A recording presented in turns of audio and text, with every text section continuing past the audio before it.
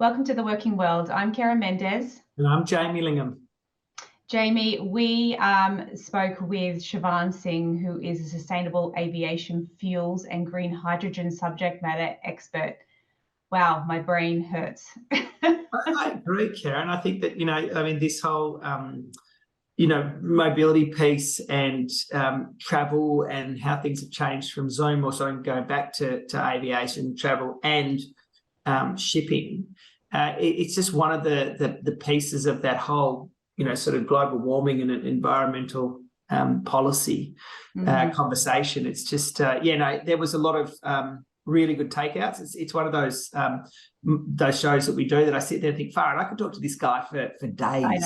I know. We like to keep it short and sharp for our audience, but yeah, I mean, some of the gems in there, particularly around, he mentioned, the aviation and the shipping sector combined contribute 6% to, the carbon footprint. It's that's some huge numbers, and some of the level of detail that he gave us in the technical terms and reference that he gave throughout this is a good episode for those who are at a mobility level, but those who also like a little bit of geekness around the technology and the science. There's something in here for everybody.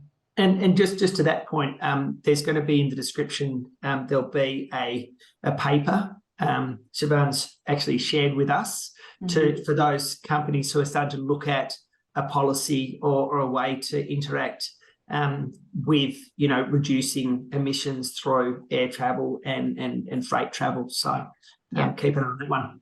Yep, nice takeaway for our viewers as well. Exactly. Absolutely. Great. Enjoy, guys. Hi, Shravan. Welcome to the Working World. Nice to see you. How have you been?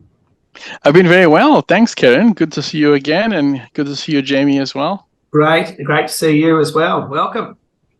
Thanks. Shravan, we're very honoured to have you on this call and for you to share your thought leadership with us in relation to a greener mobile workforce, particularly in your area of expertise, which is obviously the aviation industry.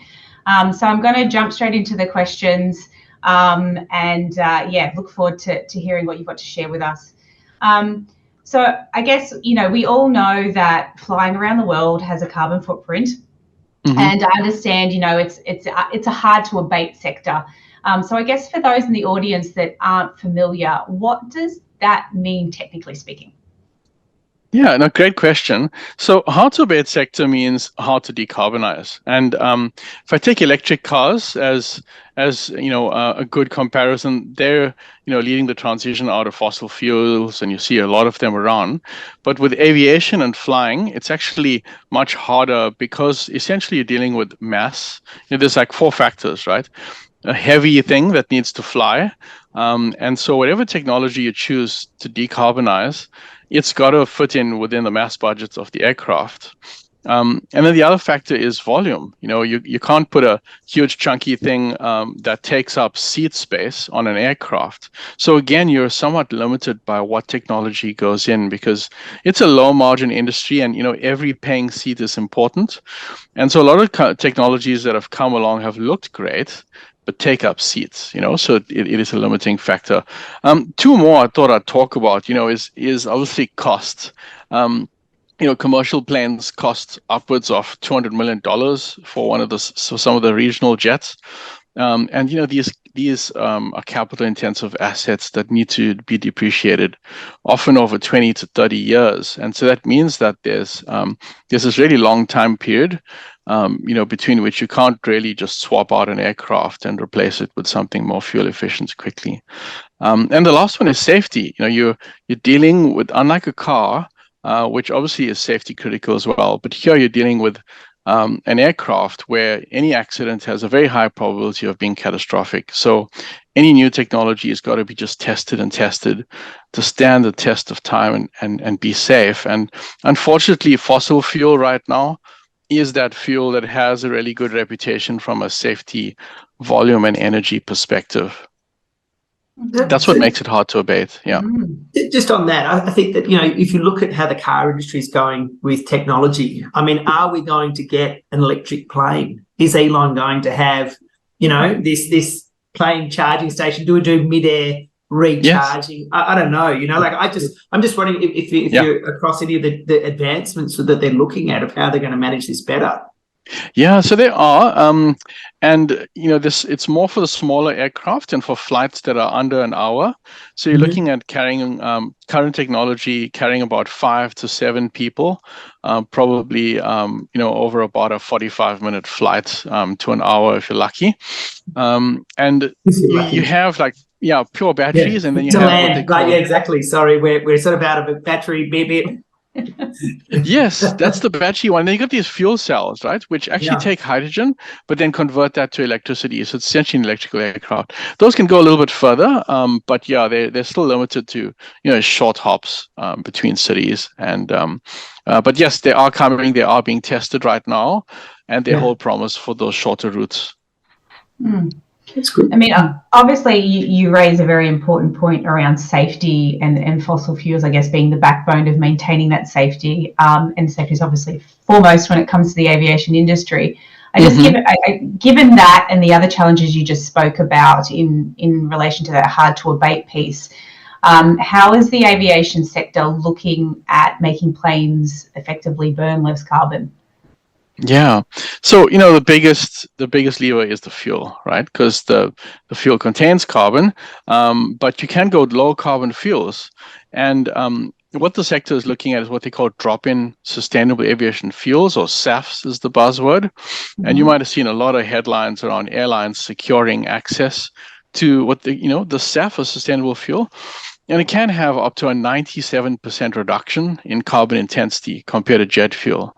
So still contains carbon, but the molecules come from renewable sources like renewable electricity or biogenic crops.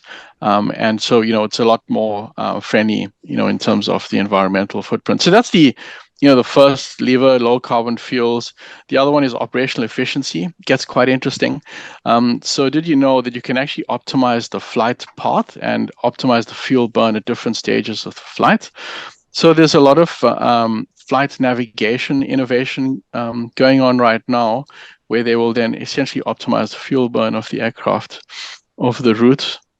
As I mentioned earlier, fuel efficient aircraft is the other lever that the industry is pulling on. So I think COVID and the pandemic really amplified the need for fuel efficient aircraft.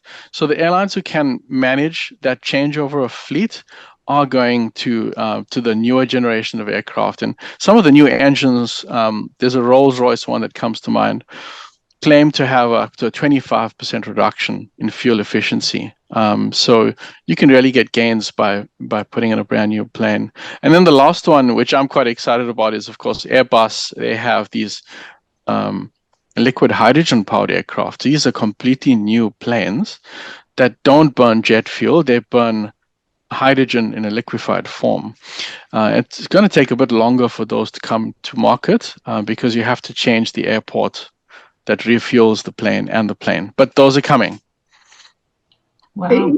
One thing, early question here that I'm curious about. So I look at it and I think, well, QF18 is going to Sydney regardless, right? And it's going to, if I'm on it or not on it, still up in the air. Yeah. So, and I know this is probably going to sound like a silly question to you, but I'm genuinely curious. So exactly how much difference does it make if me at 80 plus kilos is on that flight or not on that flight? What does that do to the carbon emissions? Is it a big percentage, or is it just such a minuscule percentage it doesn't really matter? Yeah, it is a fractional percentage, I think, of whether you're there or not. But it plays back probably to the economics of flying, right? Because if the seat's empty, then it starts costing the airline and actually making it more difficult for them to invest in the more expensive low carbon fuels. So that's probably the factor. And you'd notice sometimes flights are canceled. That's an extreme case. It happens a lot in the US, extreme case where there's just too many empty seats for the flight to be economical. And they just then bump everyone onto the next slot, and you've just got to wait. Yeah. Now I know why all those flights I keep getting. Yeah, same. I've got a couple I've got to say. Yeah. Yep. And look, to be honest, from a global mobility industry perspective, we're seeing similar, I guess, behaviours in different other sectors as well. So the shipping industry, for example, has also shifted some of their approaches, optimised their lanes, not reintroduce post-pandemic some lane shipping routes that they used to. And so all of this is probably demystifying for me, particularly into reasons why that is. So just on that point in relation to the shipping industry, I mean, there's obviously lots of parallels between, I guess, program or service delivery in relation to aviation and shipping industry, and how that intersects with, I guess, what you're referring to as green fuels. I wondered whether you're able to share with us the carbon impacts for our mobility watchers out there, the carbon impacts of the moving someone and their personal goods to work in another country, and I guess some of the considerations that mobility professionals can start thinking about to address this within their mobility programs. Yeah. Well, I can even comment from a personal perspective, right? Having moved country several times together with furniture and everything, and watching, from the house, the truck taking this big container, then to a ship, and then putting the family on the plane. So that whole, carbon impact of that. And, some interesting stats on shipping, Karen, which you mentioned about shipping lanes. Overall, the shipping industry actually has a similar carbon impact that aviation has. So both of them contribute about 3% of all anthropogenic carbon emissions, so all human emissions. So together, shipping and aviation are responsible for 6% of all anthropogenic emissions. Ships do emit less CO2 per ton than planes, but they use the lowest grade of fuel possible. It's called bunker fuel. And it is like a thick sludge. It actually needs to be heated to be pumped, but it's cheap, but unfortunately dirty. So it has a very high particulate content. So even though it's less fuel burn than in a plane per kilometer or per ton, it's a lot dirtier. And shipping emissions, because of the increase in home deliveries and increase of people mobility, really, they're set to increase by 130% from 2008 levels if they go unchecked. Fortunately, the shipping industry is also looking at decarbonizing, but it's a bit harder. And obviously there are considerations that the industry can take in whether to move someone, and I think it gets into an interesting space, right? To reflect, do you actually need all your furniture to be moved? And if it's a temporary assignment, could you actually store your furniture in your home country rather than buy it on the other side? Could you rent furniture? But even the shipping company, and choosing a shipping company, some of them ship containers full on the one trip, but actually ship them back empty. And so it's about leaning towards shipping companies that lease containers in both directions. And then the newer shipping companies are actually starting to buy low carbon ships that run on methanol and ammonia. And it's about finding out which companies are doing that and trying to choose them as service providers. I think to that good point about saying, do you really need the furniture? I'm just curious in your own, you said you've moved around a fair bit. I suppose the company, what do they say? Here you go, here's a 20-foot container. You go, okay, I'm going to fill it. I've got this old couch that I've, dragged from Australia to Canada to the US back to, what I mean? Like, do you think that there's a lot of people who are just dragging stuff because they have the space? Yes, true. There's, that, some of it is just not being aware, right? That there are a few ways to pack a container that might be more efficient. And I think that principle of reuse, of taking that move maybe as an opportunity to kind of clean out, get rid of old stuff, and then, even buy things that might be slightly used, not so much about cost. Yes, there's cost advantages, but it's about the carbon life cycle of an item of furniture getting used again, where you really are benefiting the environment by buying some used stuff when you move as well. Karen, I wonder if that could be a good little mobility policy where you might say to someone, okay, you can get up to a 20-foot container, but if you only use a 10-foot container, I'll give you X, financial incentive or a credit for, a furniture store in your destination country. I don't know. I think there's got to be some ways, because as Shravan said, if there's 120%, 130% increase in movement of these types of things, there has to be. I mean, the industry really has to be working towards that, right? Yeah. And look, Jamie, there are organisations that are already looking at that. And I think what you're really getting at is around kind of incentivising the mobile workforce to make the greener choice. Yes, and a lot of mobility programs are starting to think about that. Yeah. This podcast is obviously designed to get those people thinking as well, and to encourage that conversation along to the next stage, which is putting it into policy, partnering with greener partners to make those choices, and being aware what your partners are actually doing themselves. Yeah, like that one with the containers going back and forth. I mean, I had no idea. Yeah. And it just seems that if there's one shipping company that takes full containers across and doesn't try and take anything back. Yeah. Where there are organisations too that take those empty spaces and sell that almost kind of like an Uber, and they backfill it to make sure that that's optimally packed, and that shipping lane is then used in an optimal fashion. So fantastic. Yeah, it's happening, Jamie. That's a really good idea. Love it. It's a fantastic segue to my next question, which is, I guess, Shravan, we spoke about aviation, spoke about shipping, but I guess, bundling all that up together for organisations who operate at global scale, and in respects to, I guess, not just their mobility programs, but their business travel programs as well, how can they look to reduce their carbon footprint for their mobile staff, in your view? The challenge with low carbon fuels right now is actually the price. So they haven't achieved the scale needed. And the industry, is both the airline and shipping industry are looking at a user pays model. But, your average kind of mom and pop travelers can't necessarily, manage to bridge that price premium. And so for corporates, that's where there is an opportunity. It's probably initially more tractable for corporates to absorb the cost up front.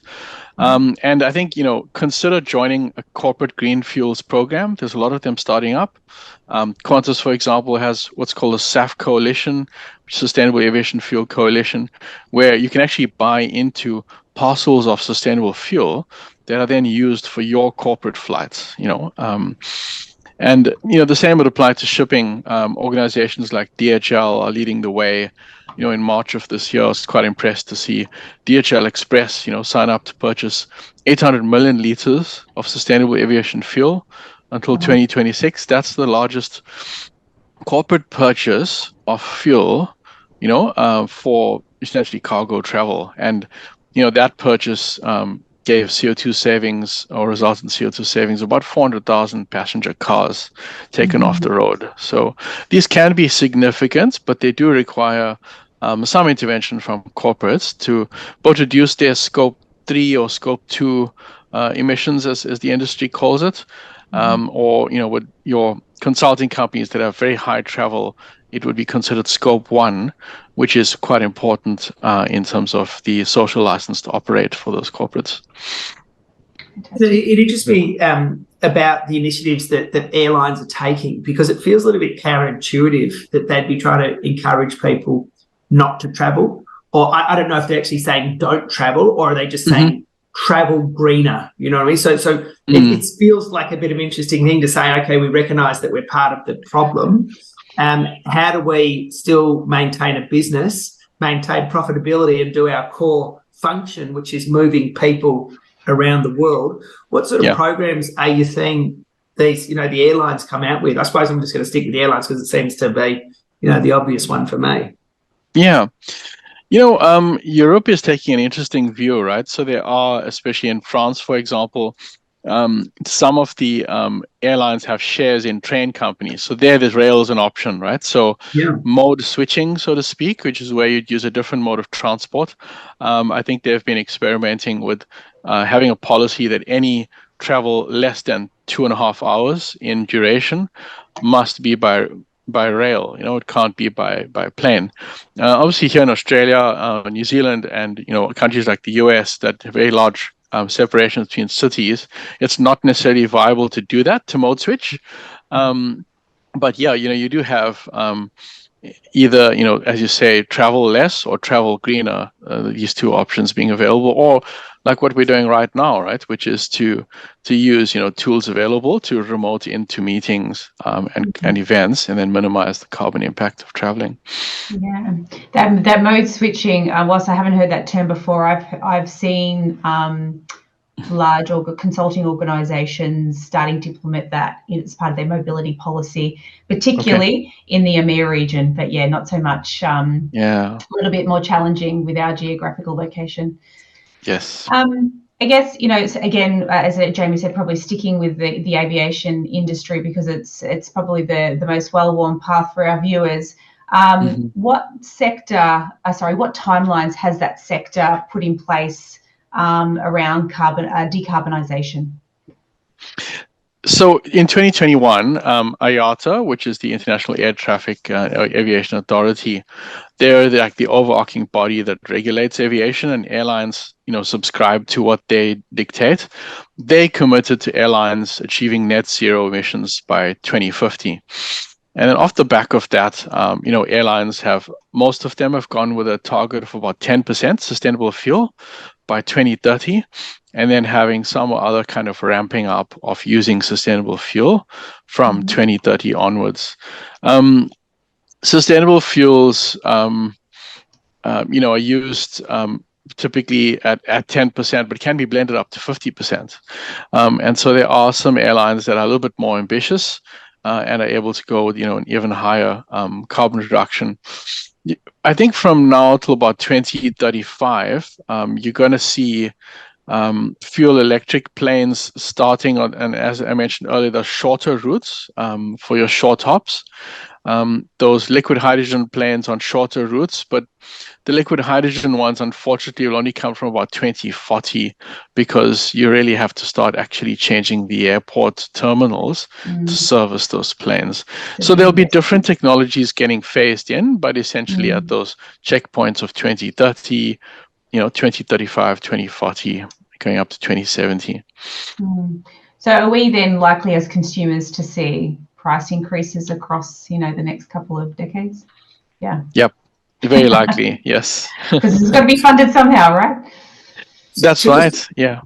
So just to that point, I think that obviously with things like rising petrol costs or oil costs, how is these other fuels that we're using, the SAFs, how are they produced? Like what sort of fuels are they? I got no idea where do you get them from? Yeah. It's such an interesting question, right? And this is where I'd be tempted to go on a very long lecture, but I'll give you the simplified version. You can do the simplified to big zone if you like. I'm quite interested. Yeah. So drop-in, there's two buckets, right? There's drop-in fuels that must work on existing aircraft, because you want to have a fuel that can be blended in and mixed in and actually just works from the word go without needing to change that very expensive plane. And those drop-in fuels, to make them work on existing aircraft, they have to be chemically equivalent to jet fuel. It's got to burn in exactly the same way as jet fuel. And so the advantage is it means it uses existing pipelines to the airport and existing manufacturing processes mostly. It is the front end of those manufacturing processes that gets complex and is quite capital intensive, because you have to get those molecules from renewable sources. So you can look at things like municipal waste, where they essentially get the hydrogen and carbon out and use that to assemble the molecules for jet fuel that are within the jet fuel range, as they call it. You get used cooking oil, even tallow. These are all feedstocks that go in. And then power to liquids, which is where you actually just take renewable power, push it through water. I'm oversimplifying, but lots of power through lots of water. This sounds easy. Is that amazing? And and then from that you get the hydrogen out, and then you get the carbon. One of the technologies is direct air capture. We're getting carbon out of the air. It's still got a long way to go. And then direct ocean capture, where you capture carbon from the oceans. And both of them are, essentially getting reusing carbon. And you assemble the hydrogen and carbon in a way that looks chemically the same as jet fuel and burns like jet fuel. So that's a little bit of insight into that world. But it gets very interesting, and the average scientist and engineer like me starts rubbing their hands together. Yeah, it sounds fascinating. A question like that. Yeah. That's amazing. Shravan, I don't know if you've seen it in the media, but there has recently been an initiative released by the Japan Airlines where they're offering a service for travellers where they have the option to rent their wardrobe at destination locations. Now, obviously, this is in an effort to reduce luggage weights, and as you've described, then translates to using less fuel across their fleet. I guess my question for you is, what impact does this initiative have in practice? And more importantly, would you personally use this service? Yeah. So your short answer is yes, absolutely. Would use a service like that. Because if you think about it, if you have a luggage allowance of say 60 kilograms, 60 to 80, right? Because 2 bags per flight, or if it's a relocation, it's probably more. Multiply that by 200 to 300 passengers. It's a lot of mass that is going into moving that clothing around. So I think the principle of renting clothing for a what would be a temporary overseas trip is sound, because it means that the pilots can choose a lower fuel load, because there are guidelines for fuel use, but at the start of every flight, the pilot actually makes a judgment call on how much fuel to take. And that's based on what the load is for that flight. And it's a parallel, Karen, to renting furniture, for a corporate move where you're renting clothes for your short hops. And, again, the interesting thing is not only are you saving mass, but those clothes are getting reused as well, or the furniture is getting reused if you're renting furniture, and which means you need to theoretically make less of them, which has another environmental benefit. Good point. It's another good, sort of side revenue stream for Japan Airlines as well, though, isn't it? They want to say, okay, well, let's get into the furniture business or the clothes business. True. Didn't even think of that. It's a diverse source. I was thinking of something else while you were talking. I mean, it's just so. I was going to say that I'm the sort of person that. I know that my car can go 20 kilometres when it's actually on 0 petrol, so I'd probably not the guy that you'd want to have on the fuel loads. But back to something you said earlier about, there being better ways and better routes that planes can go and at better speeds and at better heights. What? So the immediate question in my mind is, why wouldn't we be doing that all the time now? Yeah. It comes to call it the granularity of GPS technology and how accurately you can track where the plane is. And then, also the efficiency with which your air traffic control tower software is tracking where all the planes are. And again, it's a detail resolution challenge, where, they're tracking, hundreds of planes. And the current technology only allows for, it has some limitations on what those planes can do. So they, at the moment, would just be kind of going, with the simplest parts, whereas the new technology would have much faster computers, much better GPS to know exactly where the planes are, and then be able to manage that air traffic so that, things are flying safely at a safe distance, but being a bit more creative about what heights they are at, and how much fuel they're burning at different stages of the flight. So obviously different height means different level of fuel that they're burning at the time. Would that be correct? Yeah, because and getting a bit technical there, it's the change in air density. So you notice when a plane is starting to land, it appears to go a lot more slowly. And it is because at a lower altitude, you've got, essentially a higher air density. And so that plane needs less speed to stay within its flight envelope. Whereas, conversely, when you're higher up, you need more speed to achieve flight. My favorite definition of that was the atmospheric ocean.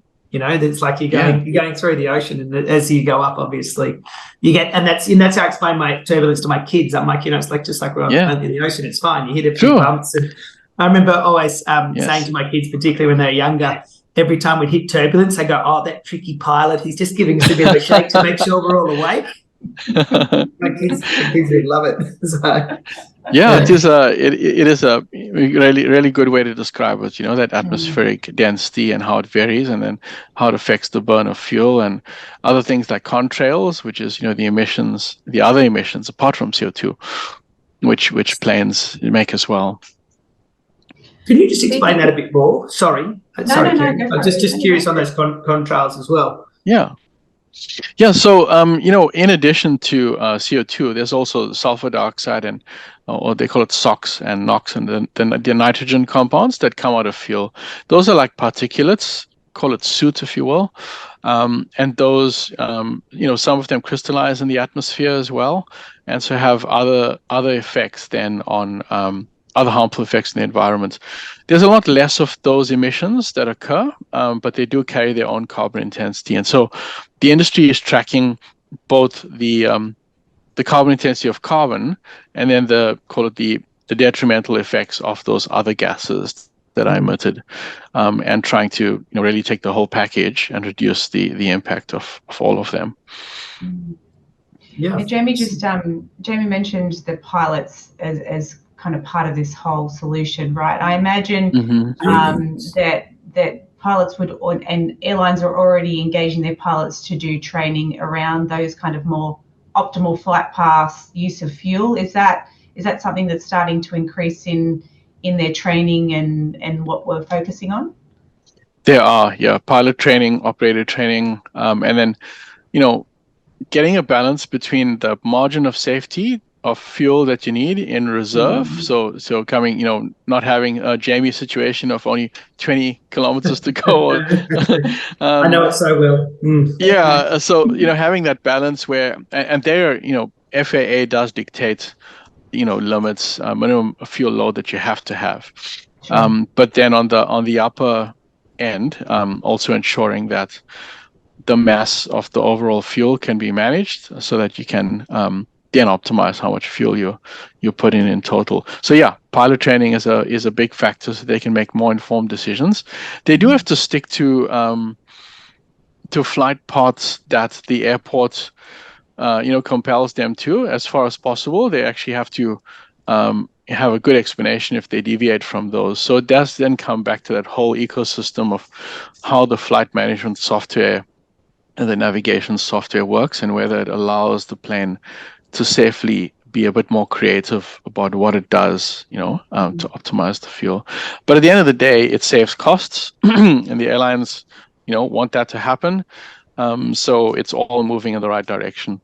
I mean, if you could take away sitting in a holding pattern for an hour over a city, that would be pretty amazing, because I think that the amount of times that you get that that for some reason the runway is not ready, which I don't understand, because they sort of knew you were coming the whole time. It's not like you just sort of dropped in.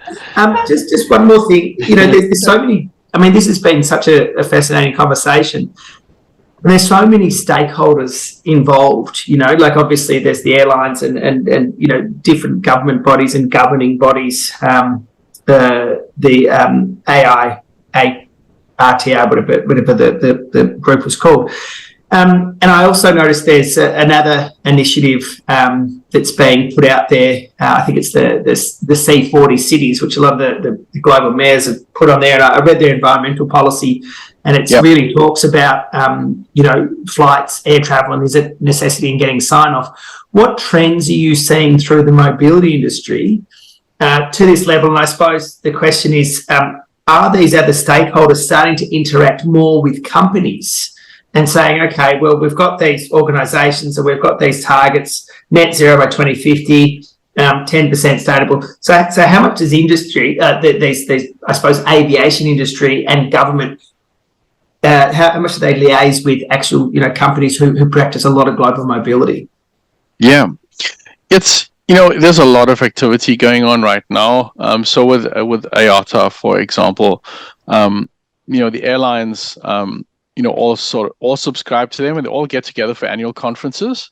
The likes of Boeing and Airbus as well also get the airlines together, get the whole community together, and they all are working together. There's an organization called the First Mover Coalition, which is part of the World Economic Forum. And that is a group of corporates, has some similarities to the C40 initiative, but this is where corporates have intentionally signed up to purchase higher cost fuel, low carbon fuel at a higher cost. And they've all signed up to a certain percentage. So you have some airlines and corporates, signing up to that. And then, as I mentioned earlier, you have coalitions like the Sustainable Aviation Fuel Coalition, which Qantas is doing, and United Airlines and others, Lufthansa, for instance, all have similar initiatives, corporate programs, where you're going in, and buying fuel. Companies like, especially in the west coast of the US, the major ones like Microsoft, for example, also intentionally buy sustainable fuel for their flights for certain routes. So you have what's called green routes also, which is another lever to pull where you can put sustainable fuel onto a route, and that route is going to have the low carbon fuel.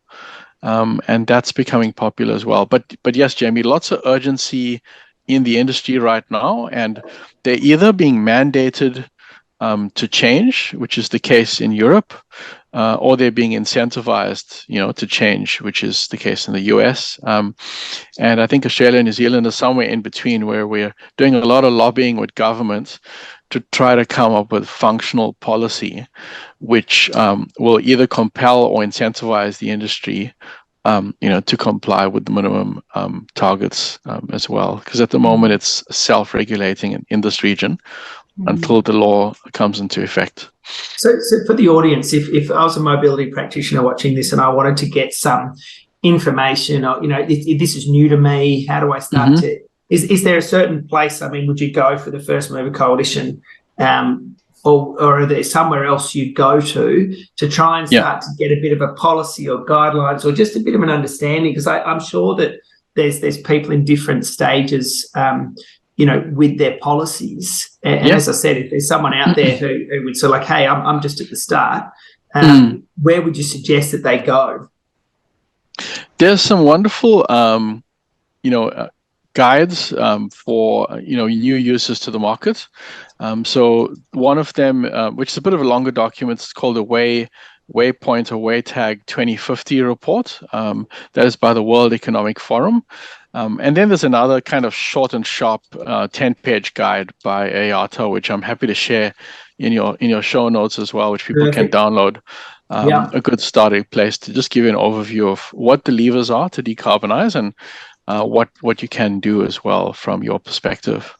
I think that'd be really useful if we get the IATA document. I think that'd be, as I said, I'm sure that, there's so much in this. We've I feel like we've just, had a quick look in this, a quick look inside, and there's so much going on. It's like complex machinery, it's really, there's so much. I mean, your head must be full of this stuff all the time. It is, yes. And I find lots of fun as well. It's one of those big waves, big challenges that needs to be solved for humanity. And so, pretty important to get into the detail of what's available in terms of technology and what we can do. Absolutely. Amazing, Shravan. Thank you so much for sharing a small snippet, to Jamie's point, into this topic. But hopefully there's been some really good takeaways in there for our audience, particularly, sharing that link to that document would be very much appreciated for our audience. And thank you so much for your time and your thought leadership. And wow, that's all I've got to say. Thank you. It's been really insightful. I'm sure we'd still be on your question talking about the alternative fuels and how they fit into, the existing framework of engines and things like that. It's been enlightening. It's been great. It is obviously such an important issue. And I think, hopefully air travel will still remain down the track. I think that it feels like it's increased a lot as far as, personal travel and stuff goes. There's a few places I certainly want to take my kids and go travel. So, but it's, it's been fantastic. Thank you. And thanks for creating the forum to speak about this. Appreciate it. No worries. Thanks, all right. Thanks. Have a great day. Take care. See you all. Bye. Bye.